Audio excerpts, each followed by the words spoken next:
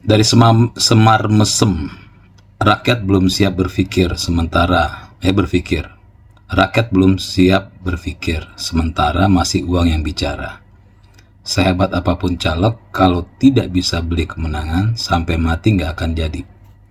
Ya, Semar Mesem. Jadi ya, saya ini dalam beberapa kesempatan ya, baik di TV nasional maupun di channel YouTube, di berita online, itu saya selalu mengatakan bahwa untuk pemilihan legislatif itu lebih baik ya, masyarakat di TPS itu memilih partai politik ya. Balik lagi ke zaman dulu, balik nyoblos partai politik, bukan nyoblos orang ya. Karena kalau nyoblos orang ya, akan ada ya pertarungan perorangan untuk meyakinkan masyarakat.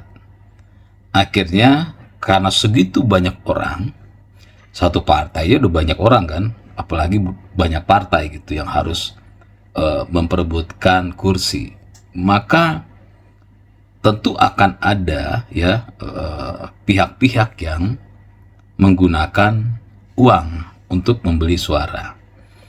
Dan ya harus juga kita menerima bahwa tidak 100% kesalahan dari para caleg tersebut ya. Masyarakatnya juga mau terima uang, kan itu masalahnya. Coba kalau masyarakatnya nggak mau terima uang ya, tentu ya si caleg nggak mungkin ya akan menggunakan cara tersebut. Atau ada caleg yang menerima memberikan uang, masyarakat ambil tapi nggak pilih gitu kan. Masalahnya adalah ketika seorang caleg ngasih uang di TPS A gitu kan, dan memang jumlah suara yang didapat sesuai dengan apa yang dia berikan. Jadi bagi caleg, oh begini cara yang ampuh gitu untuk mendapatkan suara. Nah, jadi salah dua-duanya ya.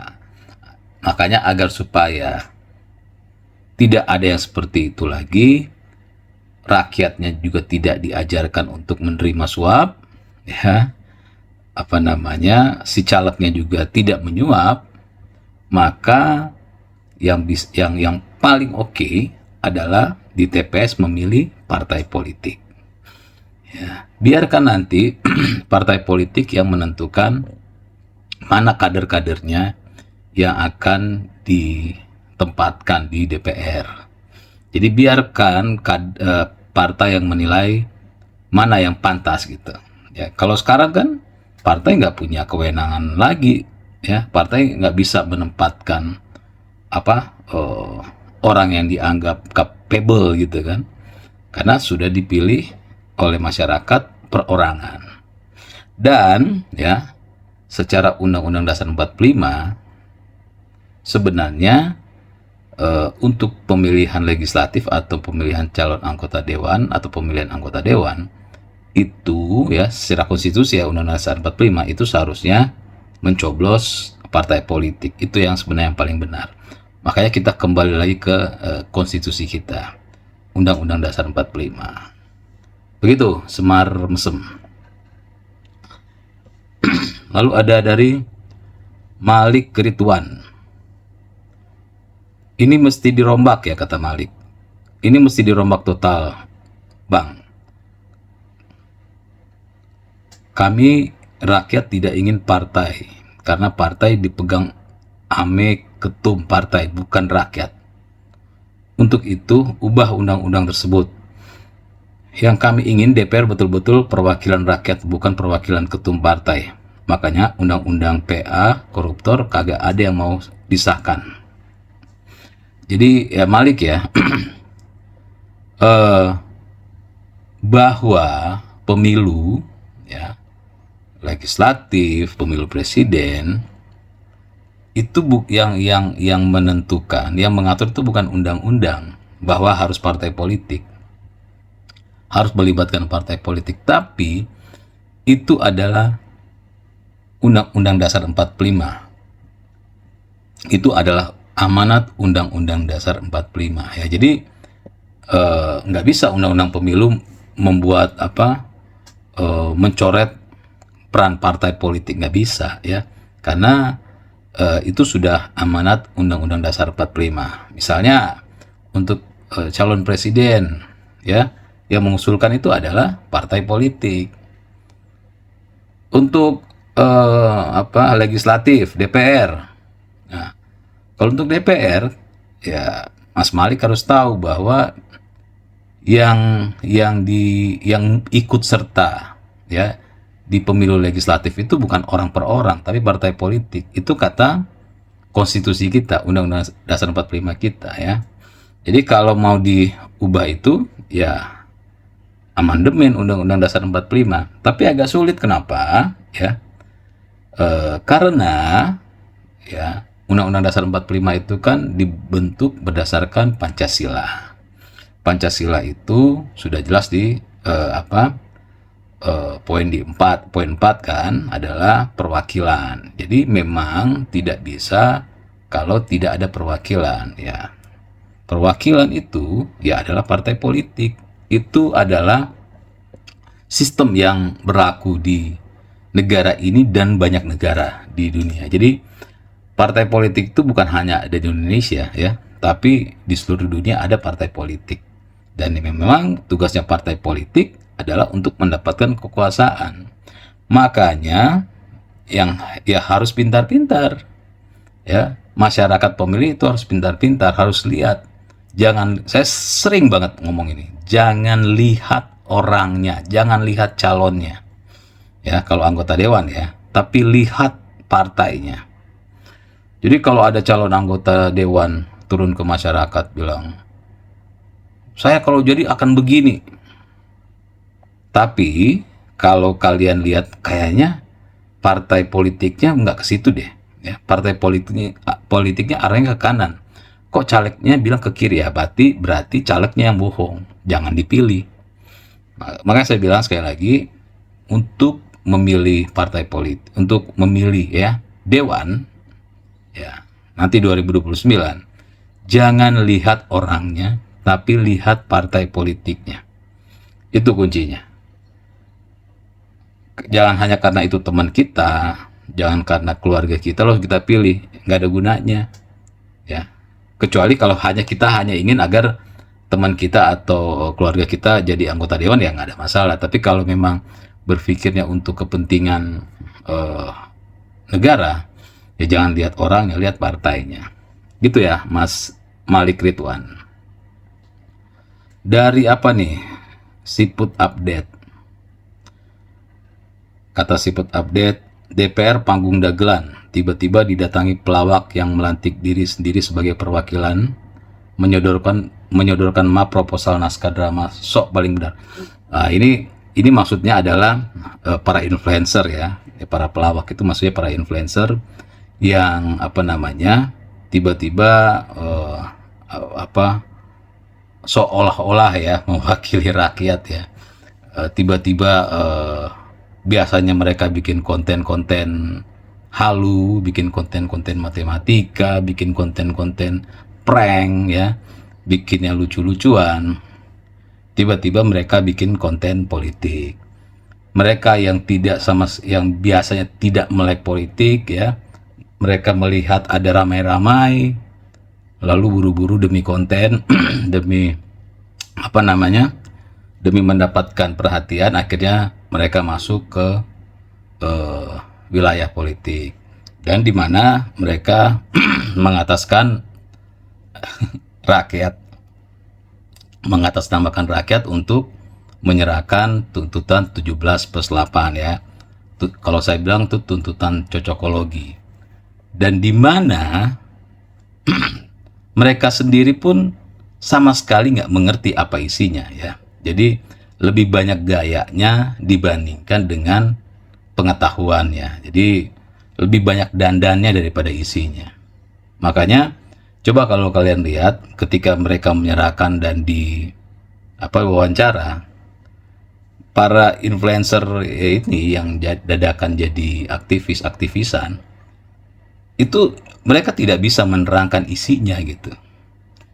Isi tuntutan 17+8 itu mereka nggak bisa terangkan karena mereka sama sekali nggak ngerti, sama sekali nggak tahu ya, sekali nggak ngerti isinya. Makanya ketika saya dan yang lain baca isinya, iya isinya kosong, sampah semua gitu kan.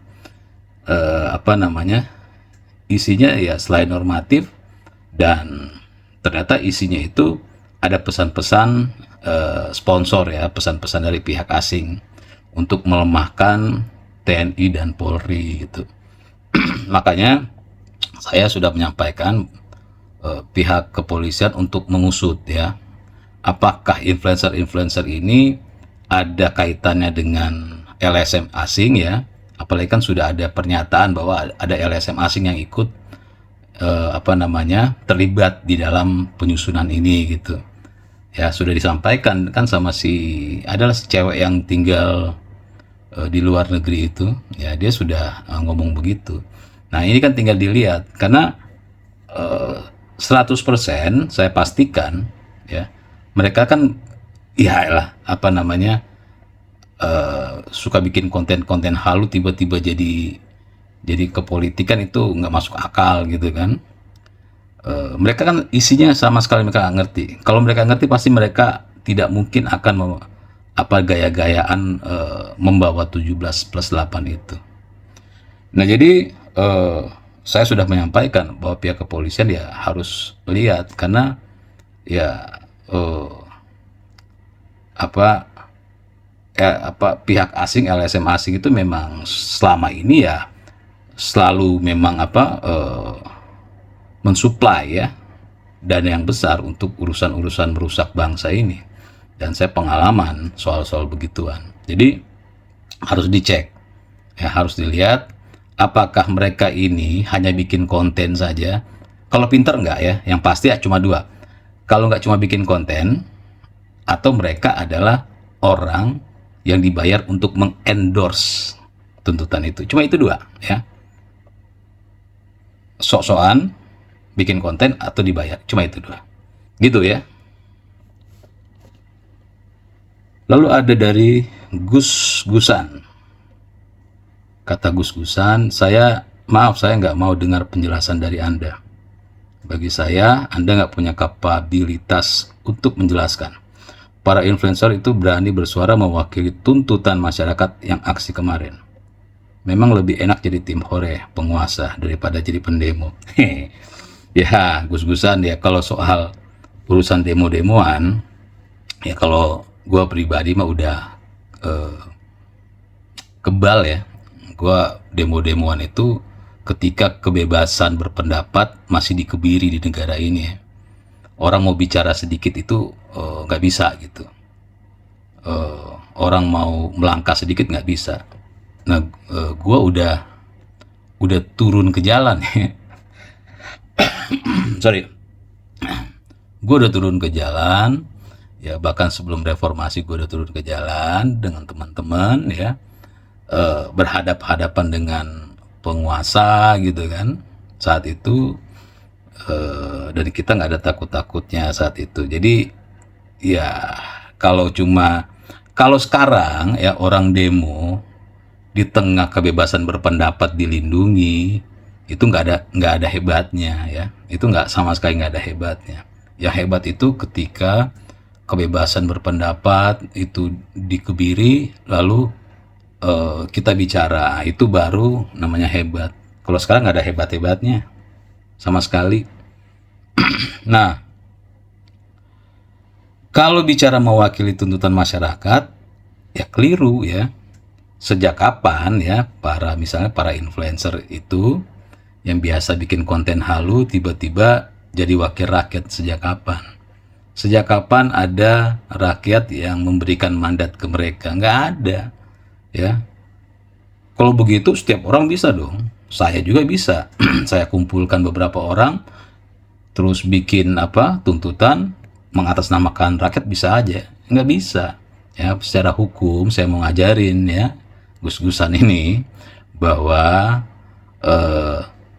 yang berhak untuk mengatakan mewakili rakyat itu ya anggota dewan dan pemerintah ya. Itu yang berhak ya. Kalau hanya segelintir orang, ya termasuk mahasiswa nggak bisa mewakili. Mau mahasiswa, mau siapapun tidak bisa mengatasnamakan rakyat ya. Karena mereka bukan mewakili rakyat dan mereka menyampaikan tuntutan itu bukan berdasarkan keinginan rakyat, tapi berdasarkan pemikiran mereka sendiri. Nah, itu yang harus dicatat. Terus apa lagi nih? Ya udah, ini aja sih gus-gusan yang pasti. Saya ingatkan bahwa, saya sampaikan bahwa ya sekali lagi, kalau di era kebebasan kayak sekarang terus demo, itu nggak ada hebatnya. Itu udah biasa gitu.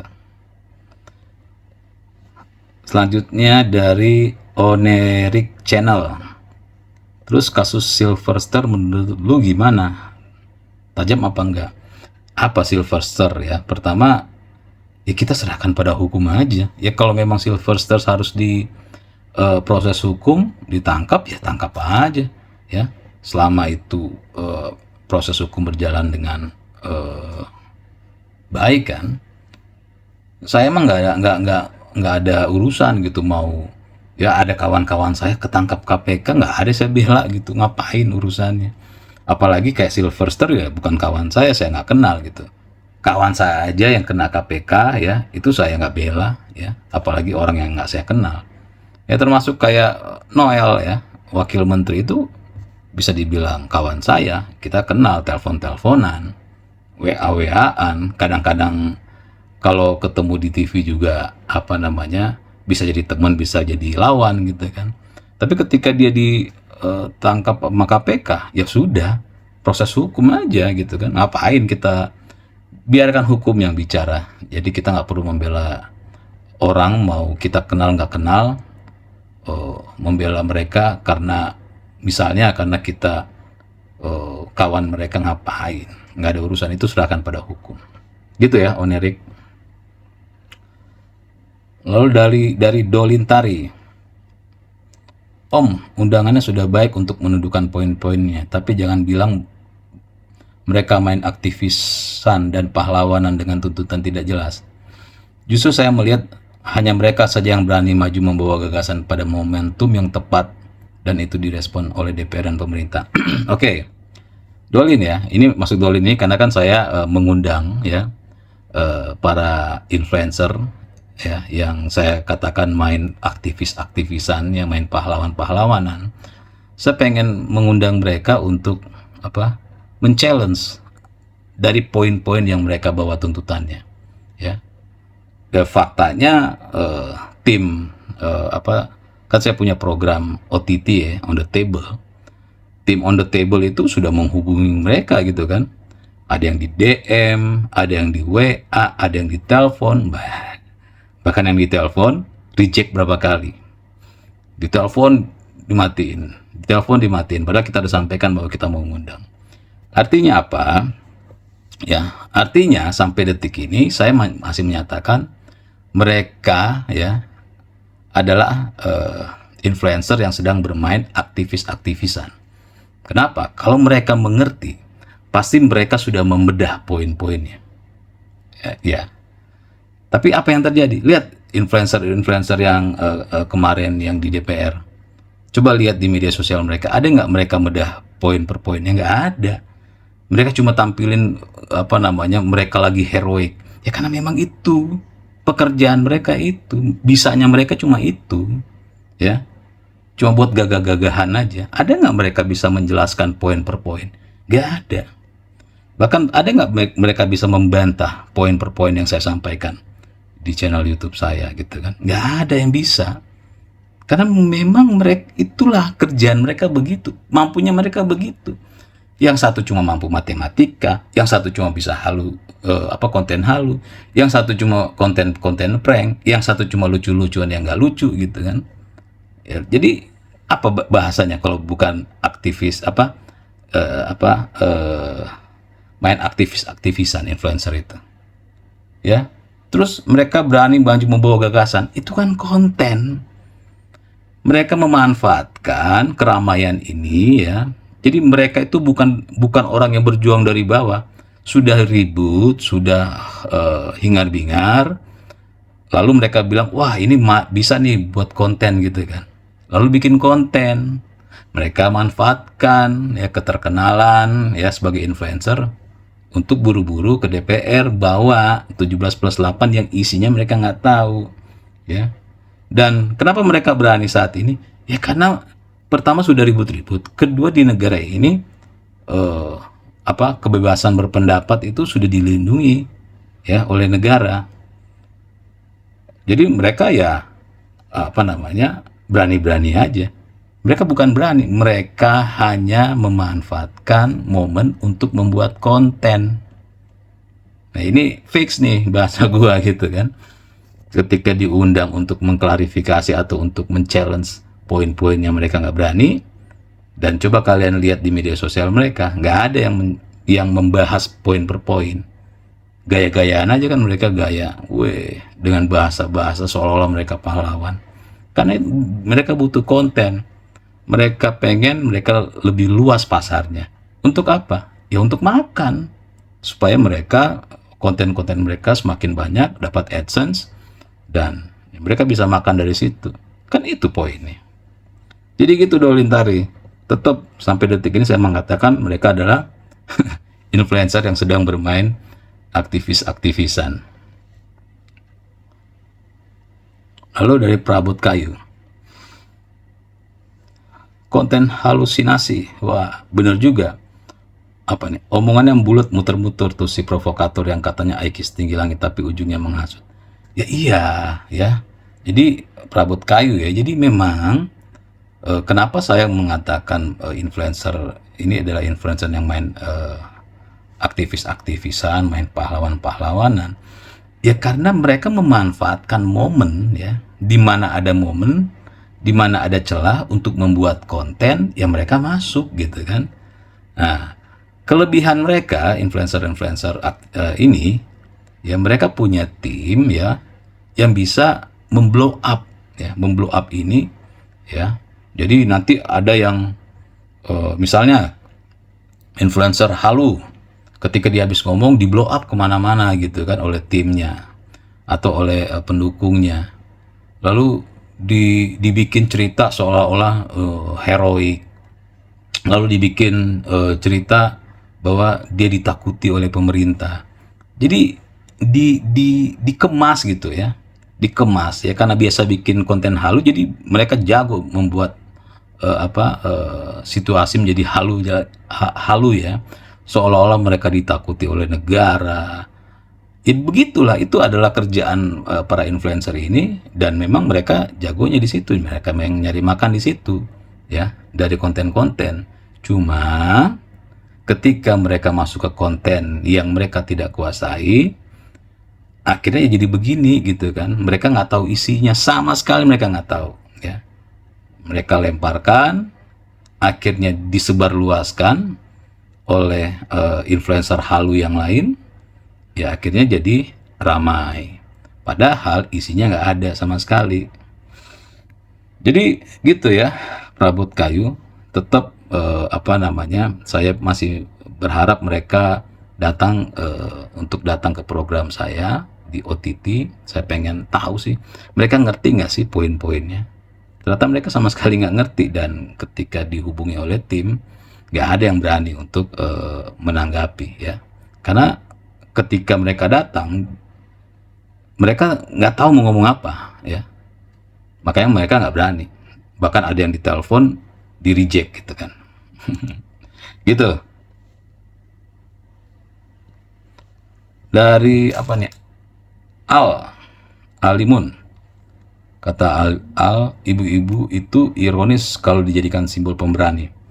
Karena kalau dilihat dari beberapa video di TikTok, beliau maki-maki presiden dengan kata maaf, pembakar dan anjing ya. Harus ada yang meluruskan ini biar akal sehat kembali lagi. Ya benar Al. Jadi begini, ada kan ibu-ibu yang teriak-teriak yang pakai baju pakai ini pink gitu kan, dijadiin simbol pergerakan ya. Padahal sudah jelas bahwa ibu-ibu itu bicaranya begitu kasar ya, dan bukan bagian dari poin yang diperjuangkan ya, lebih banyak ke apa, maki-maki gitu kan. Dan itu dijadiin ikon. Kenapa bisa dijadiin ikon? Ya itulah hebatnya para influencer ini gitu kan. Mereka menyebarluaskan ya, seolah-olah apa namanya, ini ikon yang paling bagus gitu, ini ibu-ibu ini. Dan kenapa banyak yang apa namanya, menyebarkan lagi? Ya karena yang menyebarkan juga nggak ngerti apa-apa ya. Karena semuanya kebutuhan konten ya. Jadi si influencer ini buka, wah rame nih, influencer yang lain lihat, wah masa si influencer sana yang bisa terkenal doang bisa makan dari situ. Ya akhirnya mereka sebarkan lagi dengan apa namanya, warna yang sama ya, biar rame gitu kan. Ini kan kebutuhan konten ya, yang kebutuhan konten yang apa namanya, yang tidak wajar. Makanya saya bilang, kalau kalian mau bikin konten halu, bikin konten prank, matematika dan lain-lain buat nyari nafkah, nggak apa-apa ya, nggak ada yang bakal tersakiti, nggak bakal yang terganggu. Tapi kalau udah urusan yang beginian ya, seneng tuh apa pihak-pihak asing, wah ada pion nih gitu kan. Ya udah, mereka ikut ya meramaikan. Si pion ini nggak ngerti, makanya saya bilang ada dua, makanya polisi harus bertindak untuk panggil nih influencer-influencer. Mereka itu hanya pion yang dimanfaatkan atau mereka dibayar untuk melakukan hal ini ya, di endorse ya. Kan ya namanya influencer kan biasa kan mengendorse, biasa endorse barang, makanan, apa gitu kan. Nah ini di endorse politik. Nah coba dilihat bener nggak ada bayaran di situ ya. Kalau ada ya proses hukum gitu.